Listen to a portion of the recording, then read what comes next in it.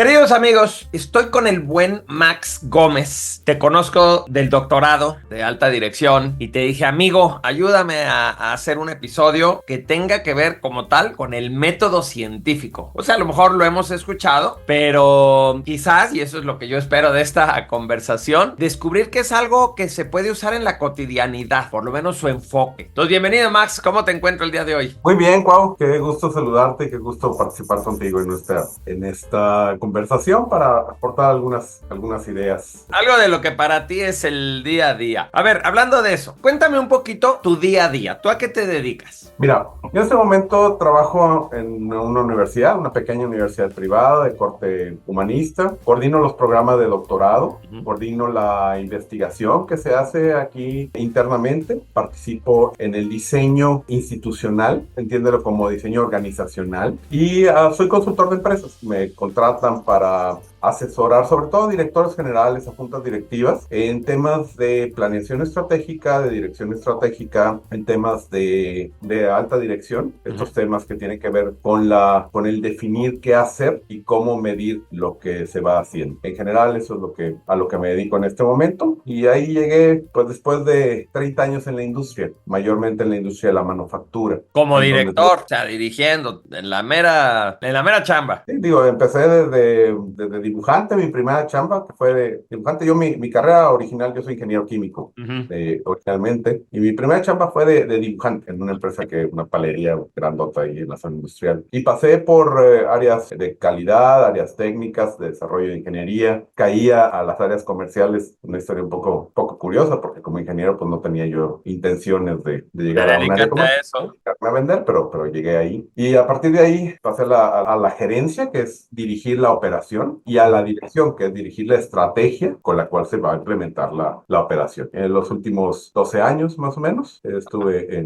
dirigiendo empresas. Te lo sacaba a colación, porque conozco tu historia, porque ahora yo quisiera decirte, a ver, pero si tú por muchos años te dedicaste a ser director de empresas, a trabajar en las distintas cosas, y hoy en día eres profesor y eres consultor, ¿eso de qué forma te hace a ti un científico? O sea, ¿por qué? Bueno, ¿O en qué estoy yo usando mal el término? Bueno, vamos a usar esta palabra para definir lo que es un investigador. Mm, Un investigador es aquel que busca las causas, ok. ve los efectos. Los efectos de la realidad son multifactoriales. O Ujú. sea, lo que vemos que sucede en la vida diaria no son producto de una sola cosa, son producto de muchos factores. Entonces, identificar de dónde vienen esos factores y cómo los podemos utilizar. Eso es, digamos que más que el título, es la actitud de investigar. Y hay dos grandes tipos de investigaciones: las investigaciones básicas o científicas o puras, y las investigaciones aplicadas. Las primeras tienen que ver con el encontrar las causas de los fenómenos. Las segundas tienen que ver con cómo modificar esas causas para modificar los fenómenos y entonces hacer algo provechoso para nosotros. Entonces, lo primero que quisiera platicar es la actitud de buscar las causas. Ujú. La actitud de no quedarse con las cosas suceden pues por alguna razón, Ajá. sino buscar la razón de esas causas. Dentro de las formas que podemos investigar, hay un método en particular al cual llamamos método científico. Entonces, si un investigador sigue el método científico, es un investigador científico. Mm, No es la única forma. Hay investigadores de lo paranormal, por ejemplo, ok. que no dejan de ser investigadores, buscan las causas, pero no siguen un método. Entonces, si un investigador busca las causas de las cosas basado en el método científico, entonces es un investigador científico. Entonces, Por fíjate, ahí podrías esto empezar. porque creo que cuando la gente piensa en un científico, pues se imagina así una persona en un laboratorio con unas pipetas o viendo un telescopio o un microscopio, o me imagino así un pizarrón como este que tengo aquí atrás, ¿no? Lleno de ecuaciones y gis, ¿no? Por todos lados embarrado. Bueno, entonces entender que, si te estoy entendiendo bien, en cualquier campo del quehacer humano se puede hacer investigación, ¿no? Entonces, ¿Sí? por eso es que no solo existen las ciencias puras, también las ciencias sociales, también también. Entonces, en cualquiera. Pero lo que tú estás diciendo es si esa investigación se hace a través de que le llamamos el método científico, lo que hace es que genera un tipo de información que puede ser comparable con los otros que usaron ese mismo método y que aparte este método tiene por característica que deslinda mucho la opinión propia o la subjetividad para tratar de llegar a un resultado que sea comparable con los otros resultados y útil, ¿no? Importante, porque entonces digo, perfecto, se puede hacer investigación de mercadotecnia, se puede hacer investigación de temas de ciencia pura,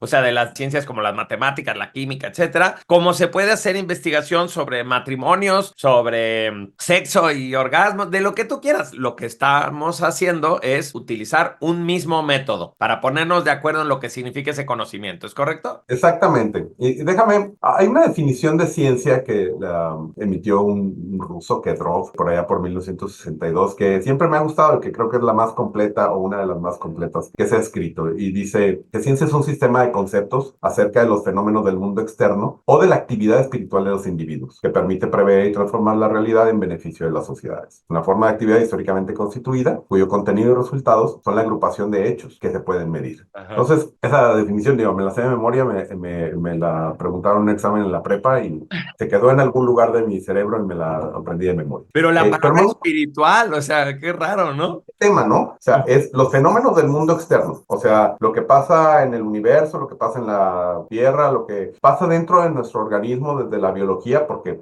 eso es mundo externo, o de la actividad espiritual, ¿no? De la actividad que nosotros creamos, de los constructos sociales. Entonces, todo eso abarca la ciencia. Entonces, todas las actividades humanas, estén en el mundo externo o estén en los constructos sociales o en los constructos individuales, están dentro del alcance de la ciencia. Wow. Y por lo tanto se pueden investigar. Entonces, la investigación, un investigador puede ser, incluso los investigadores de campo, a lo mejor no los identificas, parecen más periodistas, porque van y preguntan, van y andan indagando, preguntando, recopilando datos. Eso es investigación. Y como tú decías, lo importante de la investigación bajo el método científico es que es acumulable. Al tener un esquema definido, entonces podemos, lo que investigó uno, lo que investigó otro, podemos irlo sumando porque como siguieron el mismo método, no la misma investigación, pero sí el mismo método, el mismo caminito, ese caminito lo podemos replicar, modificando factores, ir recontextualizando la investigación para poderla ir acumulando. Ese es quizás el punto más importante de la investigación bajo el método científico, es que al ser un método conocido, se puede acumular. Entonces, los esfuerzos que se hagan no son aislados, sino se van sumando para abonar al conocimiento universal, al acervo de conocimiento universal, que está en desarrollo.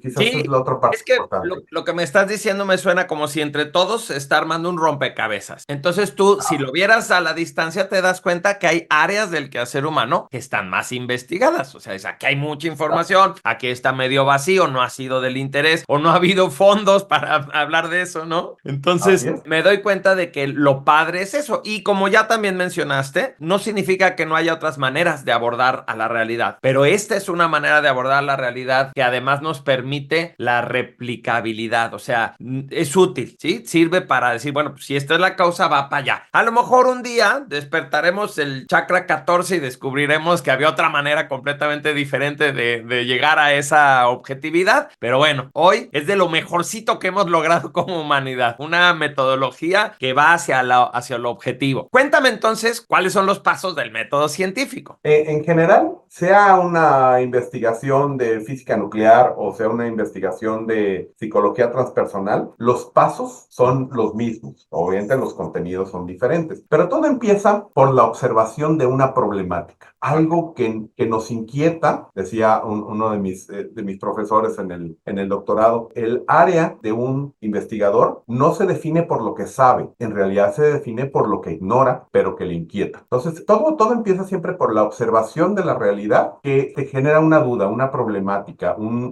algo que no está, Podría empezar desde una curiosidad muy fuerte. Es una problemática en el sentido de que no entiendo por qué esto, ¿sí? No pasa nada si nunca lo entiendo, pero yo tengo las ganas de entenderlo. Entenderlo, ¿no? Y es quizás la primera característica de un investigador, es la curiosidad, el no quedarse con lo que está observando, sino querer ir a las causas de lo que está observando. Entonces, empezamos por una observación de una problemática. Ahora, las problemáticas, como te decía, son multifactoriales. Para poder llevar a cabo una investigación necesitamos delimitar ese problema para estudiar un pedacito de ese problema. No vamos a poder estudiar toda la problemática, pero lo tenemos que llevar a un problema, a algo que podamos controlar, a una población o a una cantidad de materiales o a un segmento de la industria, si hablamos de la investigación de la industria, para poder minimizar los factores y entonces poder ver las relaciones que tiene. Entonces, los pasos son la problematización, la problemática, la observación de lo que no está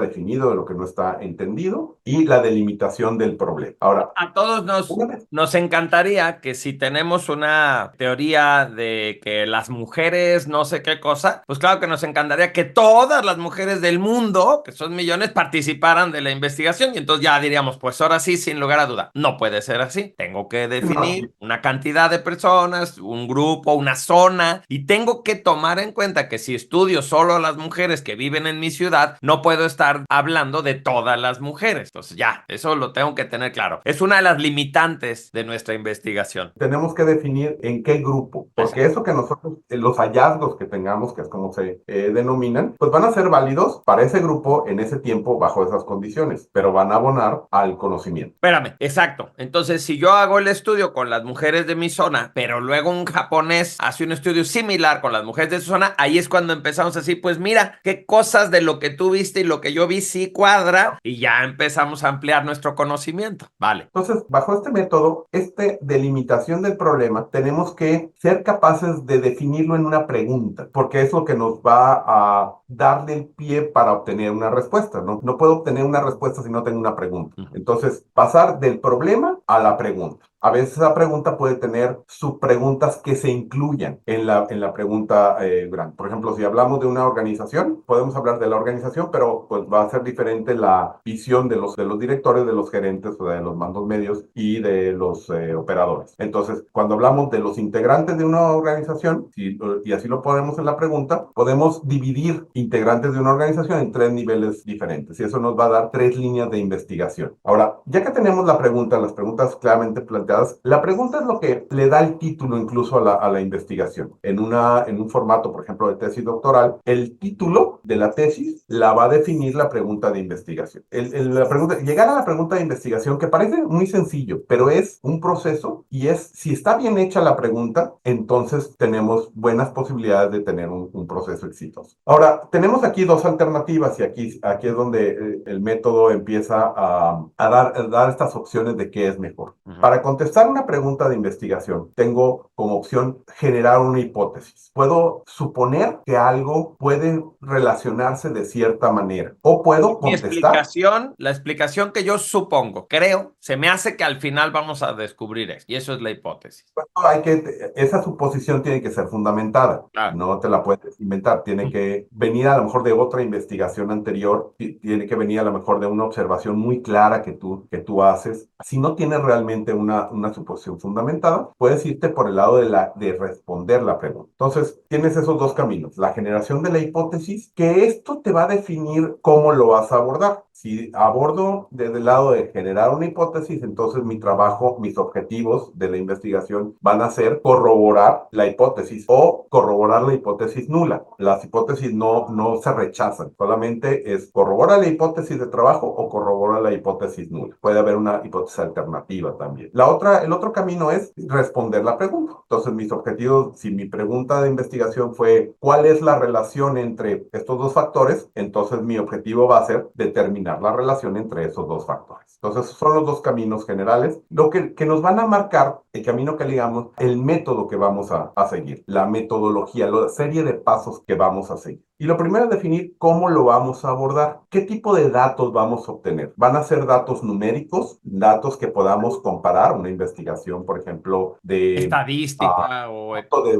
medición de una sustancia, pues nos van a dar datos numéricos, van a ser tantos grados Fahrenheit o tantos grados centígrados o tantos kilopascales de presión. Eso tiene una comparación con una escala universalmente Oficial. aceptada. Y lo que nos van a dar son descripciones, bueno, malo, alto, de acuerdo, no de acuerdo. Entonces vamos a tener diferentes tipos de datos. Si son numéricos, le vamos a llamar datos cuantitativos. Si son descriptivos, nos vamos a llamar datos cualitativos. Entonces, en ciencias exactas o en ciencias de los fenómenos del mundo externo, por usar las mismas palabras de Kedro, lo que vamos a tener son mayormente números. En ciencias sociales, en ciencias del comportamiento, en ciencias que tienen que ver con la percepción que tenemos de la realidad, vamos a tener investigaciones más de tipo cualitativo. Habrá veces que podamos mezclar los dos. Por ejemplo, una investigación que tenga que ver con el efecto fisiológico del estrés, por ejemplo. Entonces, los datos de la generación del estrés los vamos a tener desde la perspectiva cualitativa, pero a lo mejor los datos contra los que los vamos a contrastar van a ser recuentos globulares. Tú lo que estás diciendo es, hay información de calidad, de cualidad,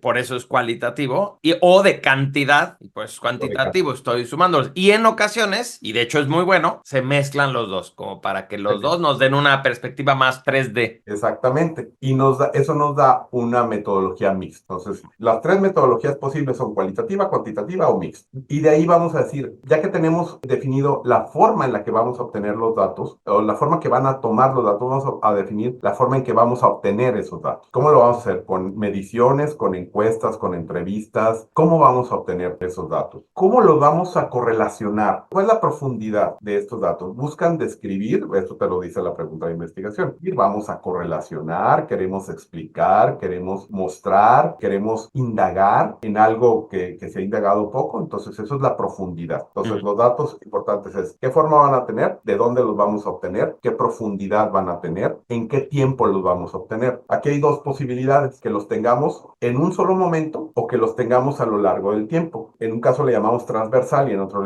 lado le llamamos longitudinal. Esto es muy común en la parte experimental o cuasi experimental. Déjame explicarte un poquito la diferencia. Un experimento es cuando tú tienes control sobre todos los factores. Okay. El punto de ebullición y la concentración de una solución. Pues tú puedes modificar la concentración y puedes modificar los puntos de ebullición, el calor que le pones.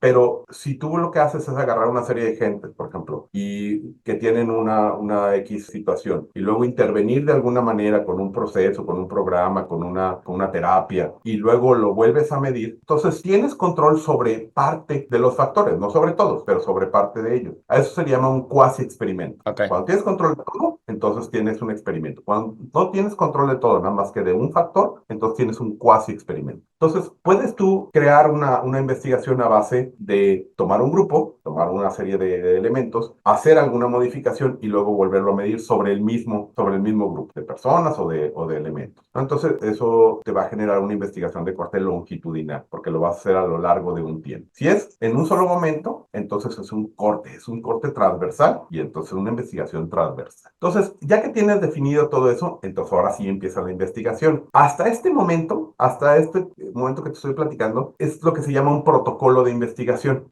O sea, que tú definas cuál es la problemática, cuál es el problema, cuál es la pregunta, si lo vas a abordar por una hipótesis o lo vas a abordar por un desarrollo de objetivos y qué metodología vas a utilizar. Eso es a lo que se llama un protocolo de investigación. Todavía no haces la investigación, pero ya la diseñaste, ya está lista para empezar. Ya que la tienes bien clara, entonces ahora sí, a recolectar datos, a hacer los experimentos. Ahora sí tienes la imagen, por ejemplo, del científico que está en un laboratorio variando 0.1 en 0.1 los grados centígrados a ver qué resultado tiene en la destilación.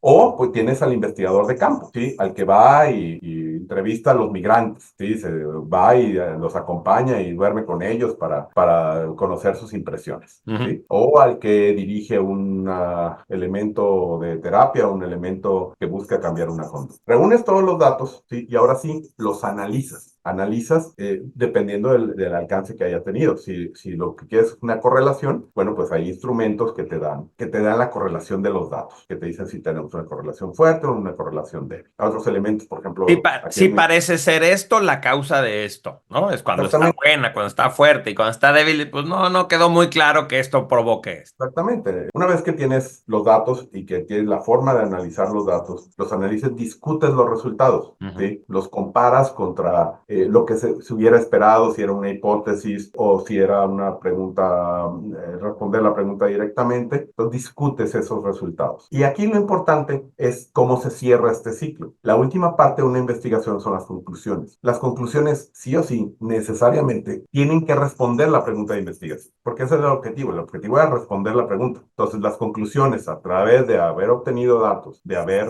analizado esos datos, de haber discutido los resultados de ese análisis, tienen que llevarte a la conclusión, a la respuesta a la pregunta de investigación. Finalmente, todo esto se basó en algo. Para entender el fenómeno, pues tenemos que haber reunido una información previa y tenemos que decir de dónde viene esa información, ¿sí? Tenemos que poner la información y hacerla recuperable. Entonces, todos estos elementos forman este ciclo en donde veo una realidad, lo bajo un problema, lo bajo una pregunta, investigo acerca de lo que ya existe de esa pregunta, porque no queremos descubrir el hilo negro, queremos Claro. descubrir algo más. Busco una metodología, reúno datos, analizo los datos, discuto el resultado de ese análisis de datos y llego a una conclusión que responde a mi pregunta de investigación. Eso es en cuanto a contenido. Ahora, existen varias formas en las cuales se presenta. A esto le Ok. llamamos normas. La más común que hay para ciencias sociales son las normas APA, las Mm. normas de la Asociación de Psicología Americana. Ahorita van en la 7ª edición. Para divulgación de ciencias exactas se usa más, ya sea Vancouver o Chicago, que son modelos diseñados en estas universidades. El chiste es que tengan un esquema semejante para lo que tú decías. Si yo hago esta investigación en México, en una población urbana, y alguien dice, bueno, pues esto pasa en la población urbana, aquí en Guadalajara, en el poniente de Guadalajara. ¿Qué pasa? Inclusive, te puedes imaginar, nos podemos imaginar que los fenómenos del poniente de Guadalajara son diferentes a los del oriente de Guadalajara, o pueden ser diferentes. Entonces yo puedo trasladar esa investigación que ya se hizo en un segmento de la población a otra población. Si sigo el mismo proceso, entonces voy a tener la suma de dos hallazgos y eso me va a contribuir al desarrollo del conocimiento sobre ese fenómeno. No lo va a explicar todo, No. solamente va